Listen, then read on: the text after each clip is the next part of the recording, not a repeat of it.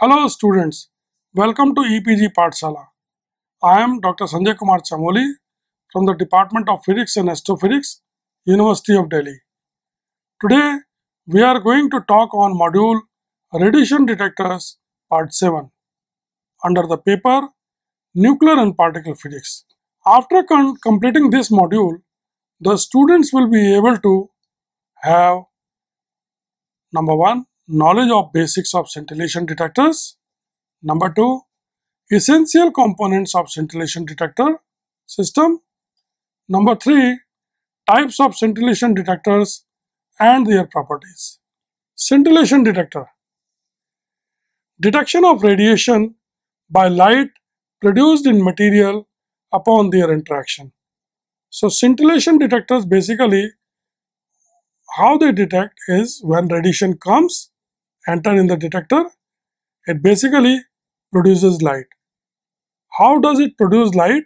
That it excites, the incoming photon is basically absorbed by the molecule of the detector material, and then molecules get excited, and when they de-excite, light is produced. So this scintillation detection method is the oldest method available for detection or spectroscopy of a range of detectors. Essential components. What are the essential components of these kind of detectors? Is that the important component is scintillator. Scintillator means the materials which produce light. Another important component of scintillation detectors is photomultiplier tube, which is usually called as PMT. Photomultiplier tube is the one basically which absorbs the light, emits it and multiplies it. Multiply the number of electrons to make the sufficiently high output pulse. So photomultiplier tube basically absorbs light and releases photoelectrons. Then we have the signal processing unit. Signal processing unit means whatever output pulse we have got at the end of the detector, then that output pulse need to be processed to get some useful information from it. So we need some signal processing units to do that. So it means we need electronics to see the response of radiation. Process. What is the process in scintillation detector that lead to the detection of radiation in the form of an output pulse? Radiation interacts with detector, visible light is emitted. Means when the radiation enters in the detector, it interacts with the molecules of the material of the detector, and then molecules are excited. When they de-excite, then they produce photons of wavelength which fall in the visible region. So we can say that when they de-excite, the light is produced. The light strikes a photocathode and photoelectrons are emitted. So this photoscintillator material is basically optically connected to a photocathode. So this light is absorbed by the photocathode which produces electrons. Photoelectrons are accelerated and multiplied in PMT and signal is produced.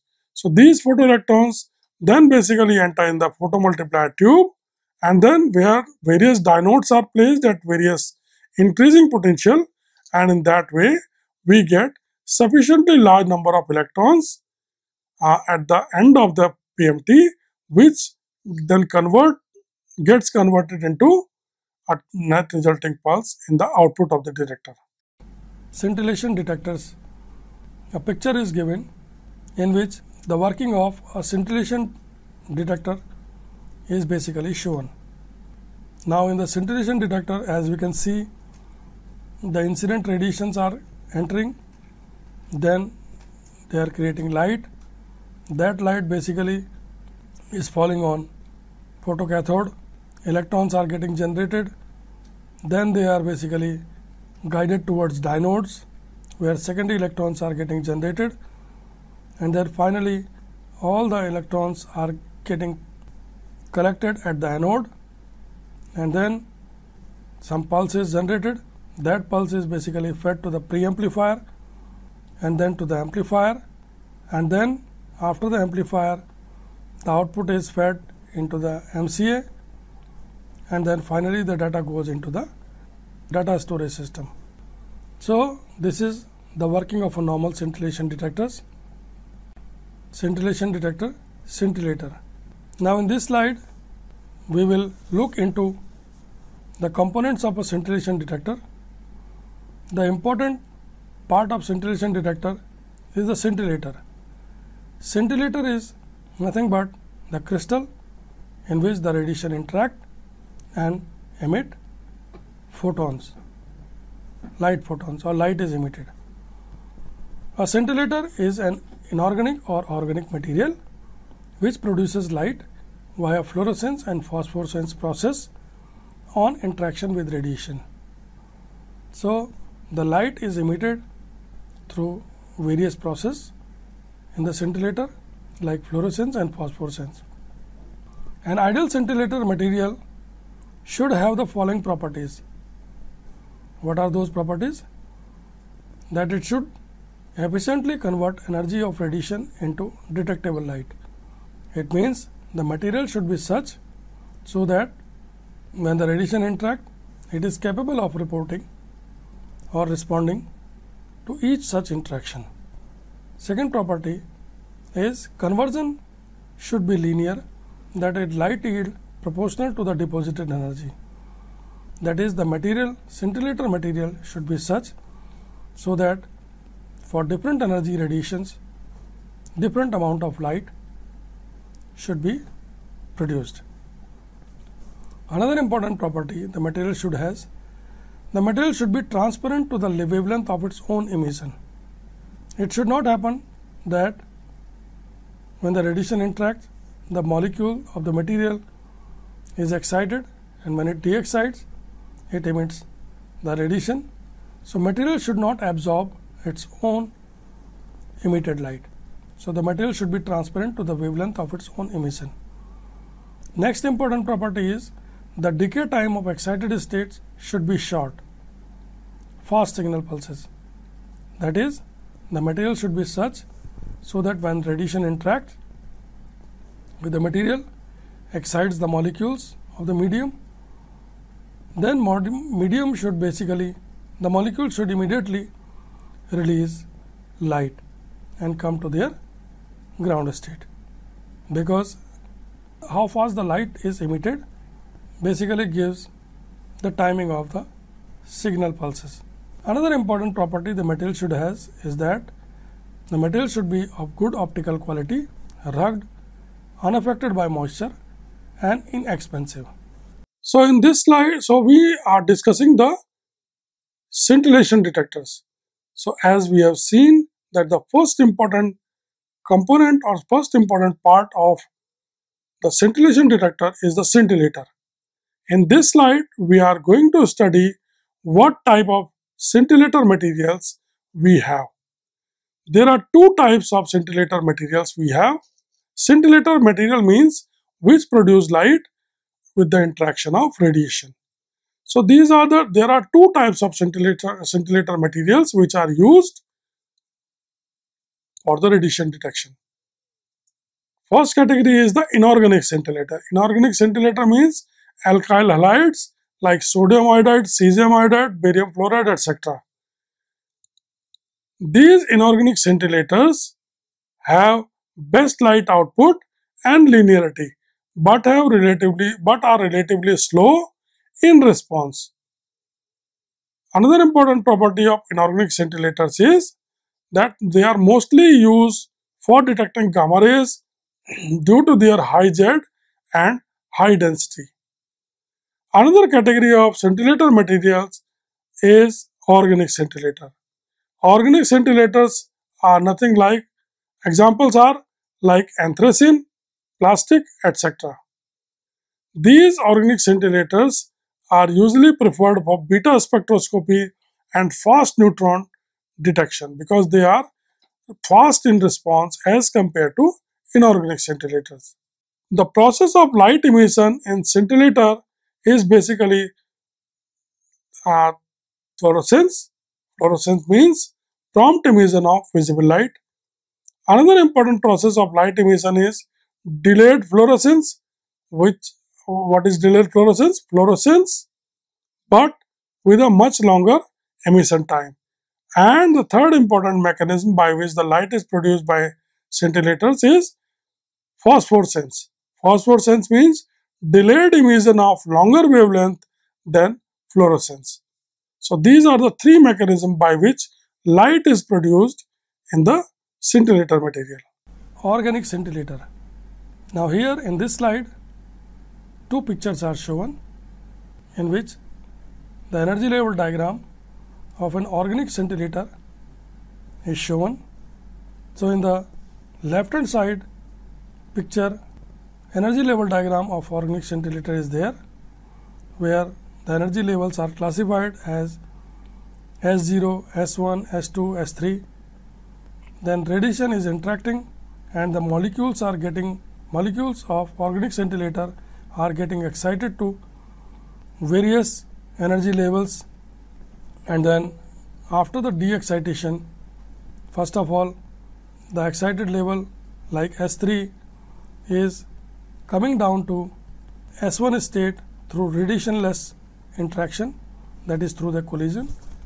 Then S1 state is basically decaying into T1 state, and then T1 state is decaying to the ground state by phosphorescence process.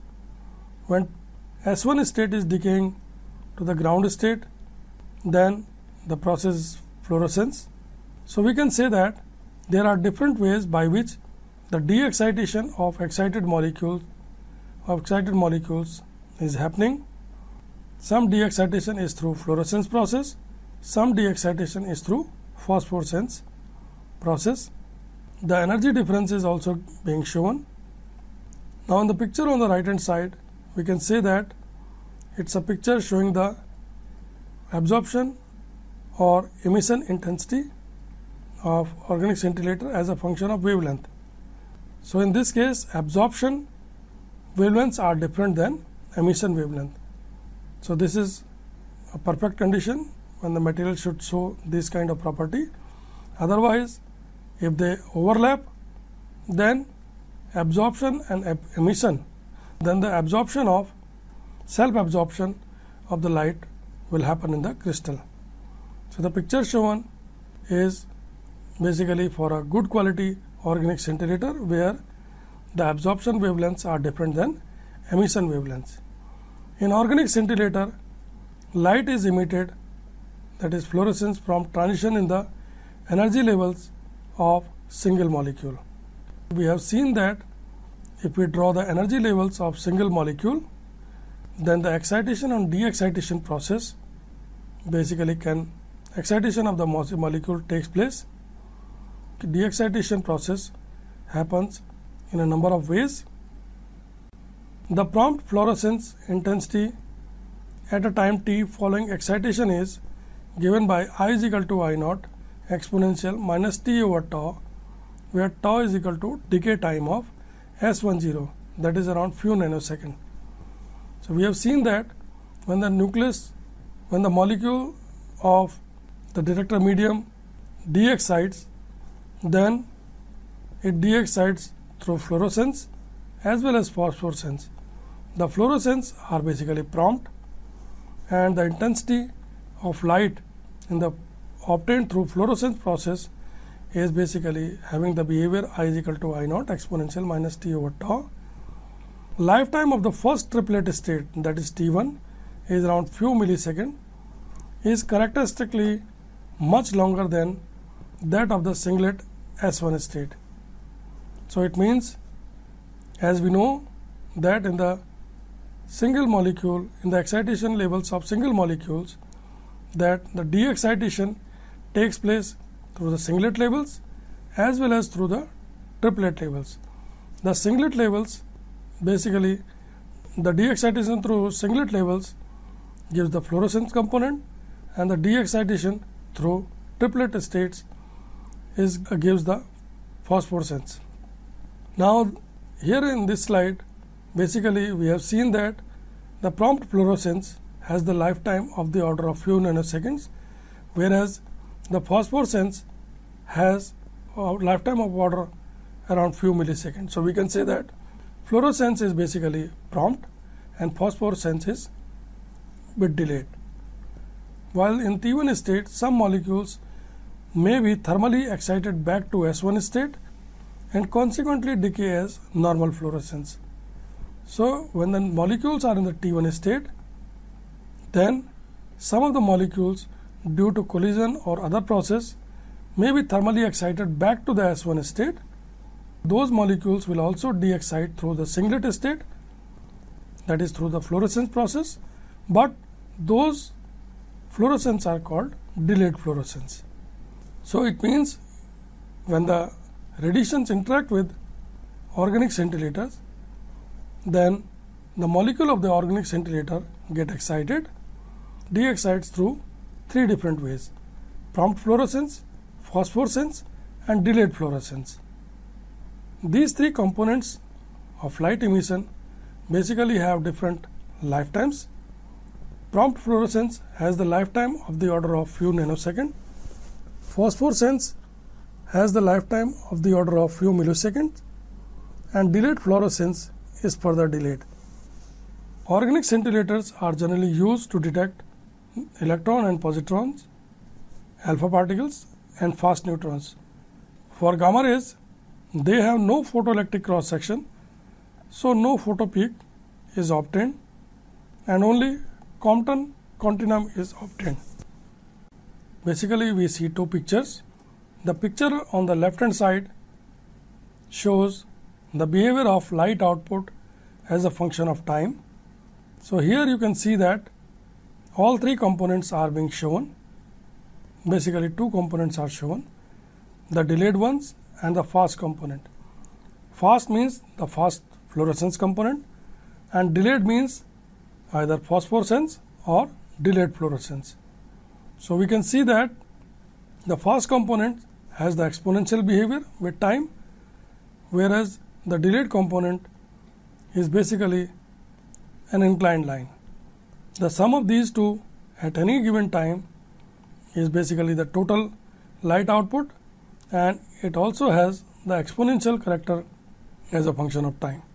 So overall shape of the pulse is given by n is equal to a exponential minus t over tf plus b exponential minus t over ts, where tf is the fast component and ts is the slow component, and a and b are the constants. Ratio of a and b varies with the material, but fast component always dominates. It means basically the light which is emitted in the prompt fluorescence is the main light which dictate the terms. Now in this case, in the picture on the right hand side, the typical energy spectrum for neutron detection is given.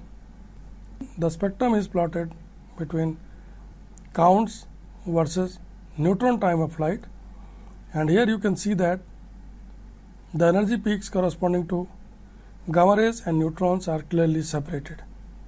Organic scintillators.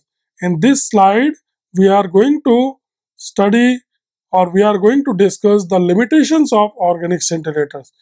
Up to the previous slides, we have discussed various properties of organic scintillators and how they produce light. But in this particular slide, we are going to study their limitations.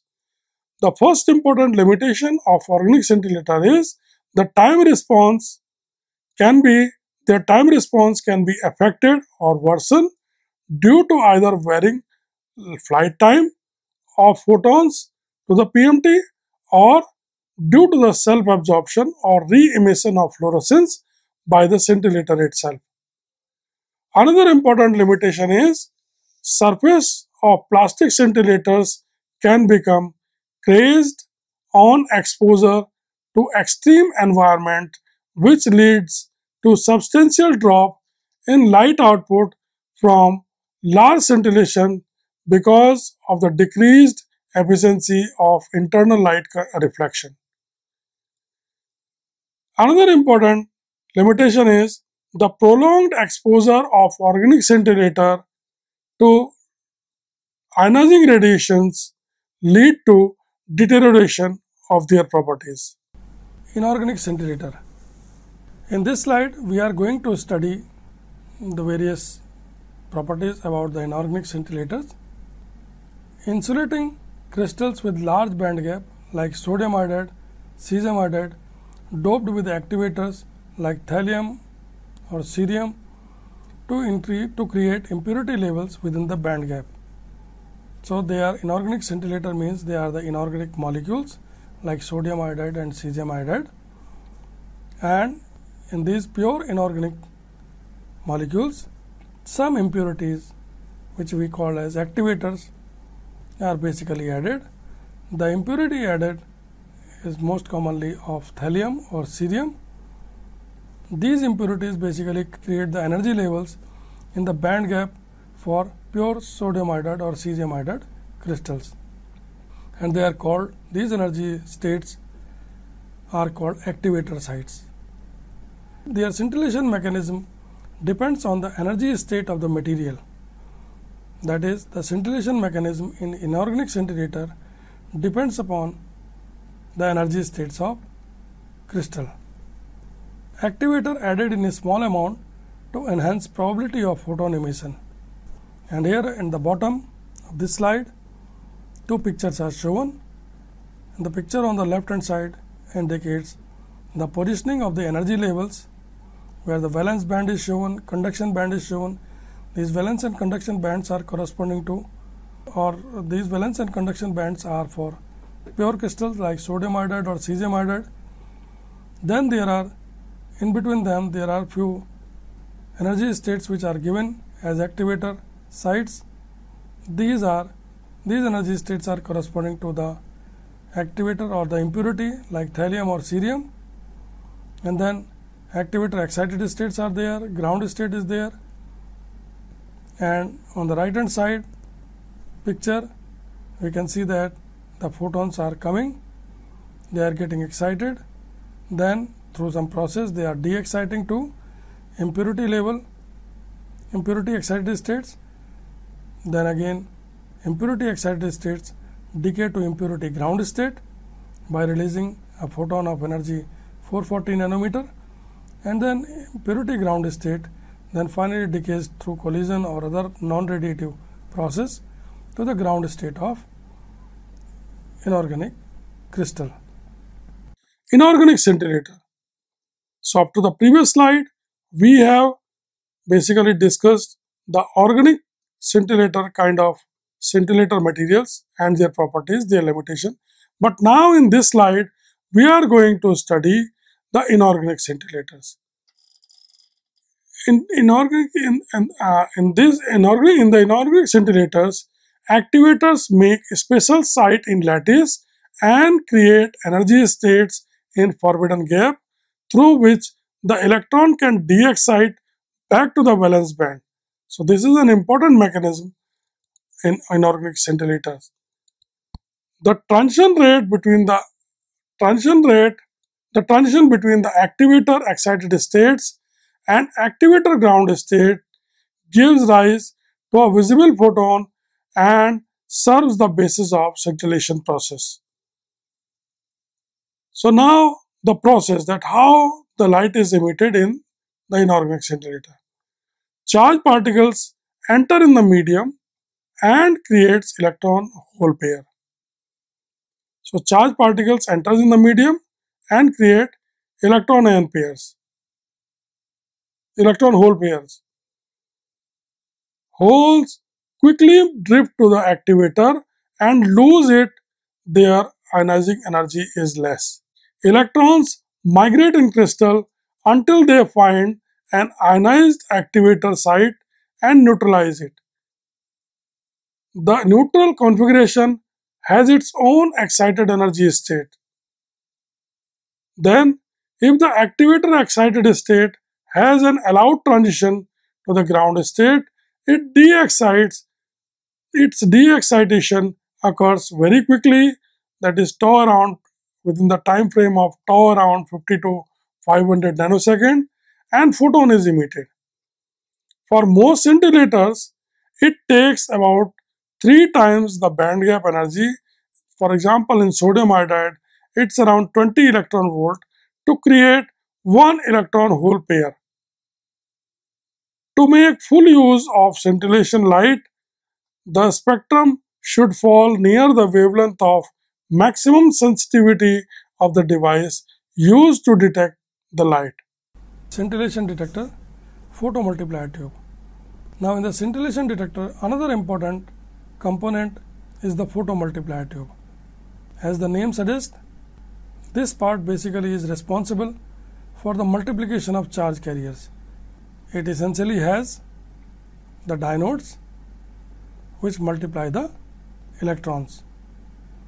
A device doing charge amplification and producing output pulse proportional to number of original photoelectrons is the photomultiplier tube. What are the components of this photomultiplier tube? It consists of photocathode material. Photocathode material means the material which emits electron when the light interacts with the material. Then we have diodes. Diodes means electrodes giving additional electrons after being struck by electron. Multiple diodes result in around 10 to the power 6 or more number of electrons. Then we have collector. Collector is nothing but the anode. It accumulates all the electrons. And then finally we have the resistor, that the collected current passes through resistor to generate output pulse. And these components are clearly marked in the picture on the right hand side of this slide. Scintillation detector limitations. Now in this slide, basically we will look into what are the limitations of scintillation detector. Now important limitation of scintillators is their relatively poor energy resolution.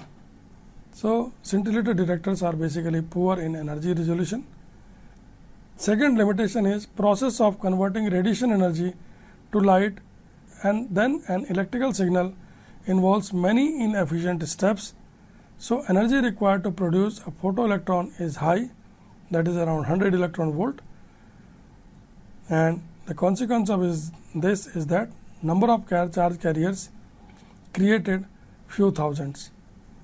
So this is very important limitation, that in this case when the light is emitted by the scintillators, then only this light is basically only limited portion of this light is used to create electrons.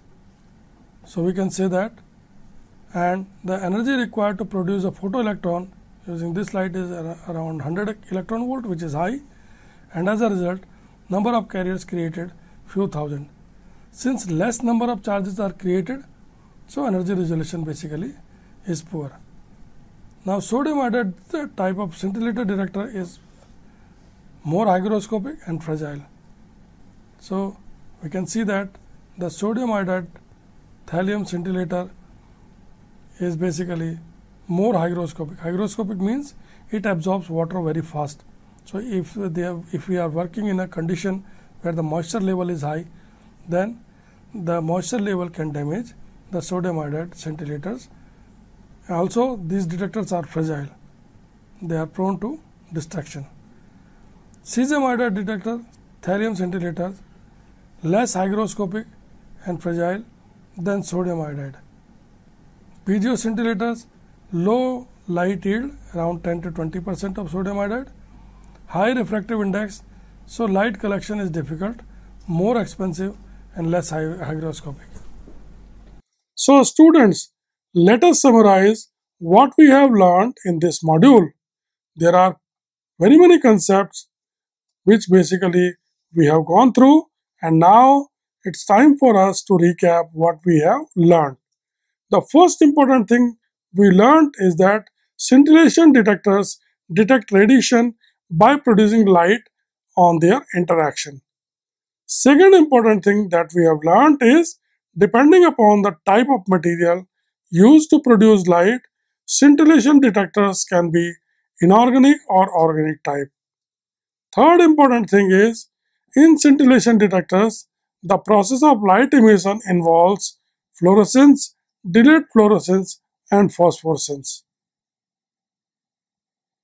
Another important thing we have understood is that in the light emission process, the activators and their concentration in the scintillation material plays an important role.